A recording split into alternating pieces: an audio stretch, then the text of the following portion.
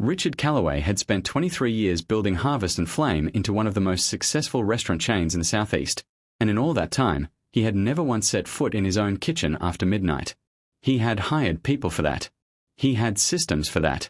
He had a board of directors who reminded him quarterly, with the particular patience reserved for men who need reminding, that his job was strategy, not service. But the consultants he'd brought in last spring had used a phrase that lodged itself in his chest like a splinter too deep to reach: disconnected leadership. He had laughed it off in the meeting. He had not laughed it off since. So here he was, standing in the parking lot of his own flagship location in Atlanta at 11:30 on a Tuesday night, wearing a borrowed baseball cap pulled low, a name tag that said Rich, and a rehearsed story about being a culinary school dropout looking for part-time work. The night air was warm and thick with the smell of the city, exhaust and jasmine and something frying somewhere, and for the first time in longer than he could remember, Richard Calloway felt genuinely, uncomfortably nervous. Not the boardroom kind of nervous, where the stakes were abstract and the worst outcome was a bad quarter. This was something older. The nervousness of a man about to be seen without his armor. The night manager, a compact woman named Priya who moved like she was always 10 seconds ahead of every problem in the room, had barely glanced at his paperwork before handing him an apron. "You'll shadow the prep station tonight," she said, already turning away. "Stay out of the way. Watch. Learn. If someone tells you to do something, do it fast." She paused at the kitchen door and looked back at him with the particular exhaustion of someone who had trained 100 men just like him. "And don't touch the knives." He almost said, "Do you know who I am?" He was very glad he didn't. The kitchen at midnight was a different planet from the dining room Richard had spent 2 decades perfecting. The dining room was his. Warm lighting, curated playlists, servers trained to describe every dish with the precision of people who genuinely believed in what they were serving. He knew every inch of that room. Back here, he knew nothing. It was heat and noise and a kind of organized violence that he hadn't expected. Pots crashing, fire jumping, voices cutting clean through clouds of steam. The smell was extraordinary and almost overwhelming. Roasted garlic and rendered fat and something sweet underneath it all, like brown sugar deciding what it wanted to become. It was the smell of real work, and standing at its edge, Richard felt something he hadn't felt in years. Small. Usefully, honestly small. He was handed a cutting board and a bus tub full of carrots and told to watch. The man who told him this was Marcus Webb, and he said it without looking up from his own station, where his knife was moving through a long row of shallots with a speed and a quiet precision that seemed to exist outside the noise around it. Richard had been around enough professional kitchens in his earlier years to recognize technique when he saw it, and what Marcus had went far beyond technique. It was fluency. The knife was not a tool he was operating. It was a language he was thinking in, and the thought arrived already finished, already clean. Marcus was 26, though he carried himself with the gravity of someone who had lived considerably more than that. Broad-shouldered, deliberate in his movements, quiet in the particular way that is never shyness but always a choice, the quiet of a man who had learned somewhere along the way that his words cost something and had decided to spend them carefully. He wore his kitchen whites with 2 extra inches of sleeve cuff back, a habit Richard would only later understand came from years of working near open flame and learning, probably once and painfully, where the edge of safe ended. He spoke to Richard in short, complete sentences. The way you speak to someone you're not entirely sure can handle more. Hold the carrot like this. Rock the blade, don't push it. Let the knife do the work. Richard tried. He was genuinely, embarrassingly terrible. Marcus watched him for approximately 3 seconds, made a small sound that wasn't quite a sigh, and looked away. It was the most honest performance review Richard had received in a decade, and it landed somewhere surprisingly close to his heart. The first few hours passed in a blur of small humiliations that Richard would later describe, to no one, as educational. He burned his wrist on a stockpot edge and said nothing because Marcus hadn't flinched. He misstacked a sheet tray and sent a dozen prepped chicken thighs skidding across the floor and spent 4 minutes on his hands and knees retrieving them while the line behind him kept moving, indifferent to his disaster. He confused kosher salt and sugar once, briefly, in a way that Priya corrected with a restraint so complete it was almost moving. Through all of it, Marcus worked steadily beside him, occasionally redirecting his grip or repositioning his stance with a word or a gesture, never with impatience, never with condescension. He was not warm, exactly, but he was fair. And somewhere around 1 a.m, sweat soaking through his borrowed apron, Richard began to understand that in a kitchen running on no margin for error, fair was its own profound form of kindness. By 2 o'clock the dinner rush cleanup was done and the overnight prep was underway. Most of the crew rotated through their tasks with the loose ease of people comfortable in each other's company. Small jokes, phone screens glowing briefly in back pockets, the low music of people who had worked together long enough to stop performing. Marcus did not rotate. He moved from station to station with a yellow legal pad folded in his back pocket, making small precise notations in handwriting too small to read from a distance, tasting things carefully, adjusting, moving on. When the walk-in cooler's temperature alarm glitched and started its flat, insistent beeping, he had it reset and logged before Priya had finished looking up from her clipboard. Nobody thanked him. He didn't seem to expect it. At 3 in the morning, Richard found him alone at the long stainless steel prep counter, working through an entire case of butternut squash with the focused, interior stillness of a man who had made peace with solitude and found it useful. The rest of the kitchen had settled into its overnight rhythm around him, quieter now, slower, the kind of pace that belongs to hours most people are asleep through. But Marcus seemed to exist inside a separate layer of it, more present, not less, as though the late hour didn't drain him but clarified him. Richard came to stand nearby under the pretense of restocking his station, and he watched. The knife work was different now. With no ticket pressure, no one observing, no performance of any kind required, it became something else entirely. Pure was the only word for it. Each squash fell open in clean, even pieces, and Marcus paused between them to examine the cut surface the way a man might examine something he was deciding how to remember. He was humming something low and unidentifiable, a melody without edges, and every few minutes he reached for a small notebook, different from the legal pad, smaller, more worn, and wrote something down with the unhurried attention of someone recording something they didn't want to lose.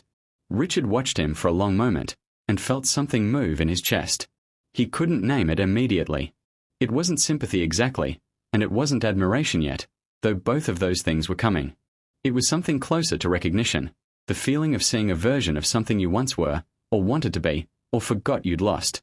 A person doing the thing they were made to do, at 3 in the morning, with nobody watching, because the work itself was reason enough. You always work this late? Richard asked. Marcus didn't startle. He didn't pause. I work whenever it needs doing, he said, and the knife kept moving. That's a non-answer. The knife slowed. Marcus looked at him sideways, and for the first time all night, his expression shifted into something that wasn't assessment. It was the beginning of curiosity. I come in at 11, he said. Stay until 5 or 6. The late hours are better for what I'm trying to do. Richard looked at the notebook on the counter beside the squash. He looked at the legal pad in the apron pocket. He looked at the knife resting still now in Marcus Webb's hand, and at the rows of perfectly cut vegetables that had been produced in the quiet hours while the city slept and the cameras didn't roll and no one in the corporate office knew this man's name. Which is what? Richard asked quietly. Marcus set the knife down. He turned and looked at Richard fully for the first time all night, and this time the look lasted. It was the look of a man who has been carrying something heavy for a long time, and has just been asked, for the first time, if he needs help. Think, he said. And Richard Calloway, who had built a restaurant empire on instinct and had not trusted his instincts in years, felt something in the room shift. He didn't know yet what Marcus Webb's story was. He didn't know about Macon, or the scholarship, or the mother who had gotten sick in the fall of Marcus's senior year and changed the entire direction of his life in a single phone call. He didn't know about the 11-year diner, or the 3 years Marcus had spent running it, or the deadline that had quietly passed while he was busy keeping someone else's dream alive. He didn't know any of it yet. But he pulled up a stool, set down his bus tub of unfinished carrots, and decided he wasn't going anywhere until he did. Richard Calloway had built an empire on instinct, and for 23 years, that instinct had never once told him to look inside his own kitchen after midnight. He had hired people for that. Good people, expensive people, people with credentials framed on walls and references that read like love letters. He had systems that measured everything measurable and dashboards that reported it all in clean color-coded columns every Monday morning. He had, by every professional definition available to him, done his job. But the word that had been living rent-free in the back of his skull since last spring's consultant presentation wasn't on any dashboard. It didn't appear in any quarterly report. It was smaller than that, and sharper. Disconnected. The consultant had said it gently, the way doctors deliver news they've rehearsed. Richard had nodded, thanked her, and driven home in silence with both hands on the wheel. That was 4 months ago. Tonight, he was standing in the parking lot of his own flagship restaurant in Atlanta at 11:30 on a Tuesday, wearing a baseball cap pulled to his eyebrows, a name tag that said Rich, and a borrowed story about being a culinary school dropout looking for part-time work. The warm Georgia night pressed around him, smelling of jasmine and exhaust and something deep-fried and wonderful coming from somewhere inside the building. And Richard Calloway, founder and chairman of Harvest and Flame Restaurant Group, stood on the asphalt he technically owned and felt something he had not felt in 20 years. Afraid. Not the clean, manageable fear of a boardroom, where the worst outcome was always, ultimately, just money. This was the older kind. The kind that lives in the body. The kind that says, you are about to be seen for exactly what you are, and you might not like it. The night manager, a compact woman named Priya who navigated the kitchen like someone born knowing where every obstacle would be before it appeared, took one brief look at his paperwork and handed him an apron without ceremony. Prep station tonight, she said, already moving. Shadow, watch, don't improvise. If someone tells you to do something, do it the first time. At the kitchen door, she paused and looked back at him with the particular, bone-deep tiredness of a woman who had trained 100 men like him and remembered every single one. And Rich, she added, don't touch the knives. He nearly told her who he was. The impulse rose fast and instinctive, the reflex of a man who had spent 2 decades being the most important person in every room he entered. He swallowed it. He walked through the door. It was, though he didn't know it yet, the most important thing he would do all year. The kitchen at midnight was nothing like the restaurant he knew. The dining room was his creation, his vision. Warm amber lighting and locally sourced centerpieces and servers trained to describe every dish with the quiet conviction of true believers. He had designed that room to feel like a memory of somewhere good. But the kitchen was not interested in feeling like anything. It was heat and velocity and a kind of controlled ferocity that hit him in the chest the moment the door swung shut behind him. Fire jumping at the line. Pans striking steel with a sound like punctuation. Voices cutting through rolling steam with the clipped efficiency of people who had no syllables to waste. And underneath all of it, the smell, garlic blackening at the edges of olive oil, stock reducing to something ancient and dark, and something sweet below it all, brown sugar and butter moving toward a place they couldn't come back from. It was the smell of total commitment. Richard breathed it in and felt, for the first time in longer than he could measure, completely out of his depth. It was a relief he hadn't known he needed. A bus tub of carrots and a cutting board appeared before him. The man who put them there was Marcus Webb, and he did it without looking up from his own station, where a knife was moving through a row of shallots with a precision so complete it seemed to exist outside the noise of the room, a still point in the center of everything moving. Richard had stood in enough professional kitchens in his earlier years to know technique when he saw it. What Marcus had was not technique. Technique is what you learn. This was what you become after you have forgotten you learned it. The knife was not in his hand. The knife was his hand. Each cut arrived already finished, already true, like a thought that needed no revision. Marcus was 26.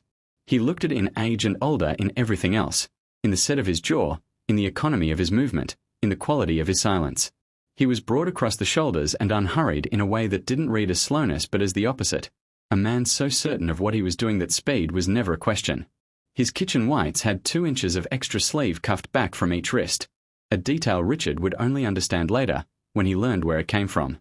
He spoke in short, finished sentences, the kind that leave no room for misunderstanding and ask for nothing in return.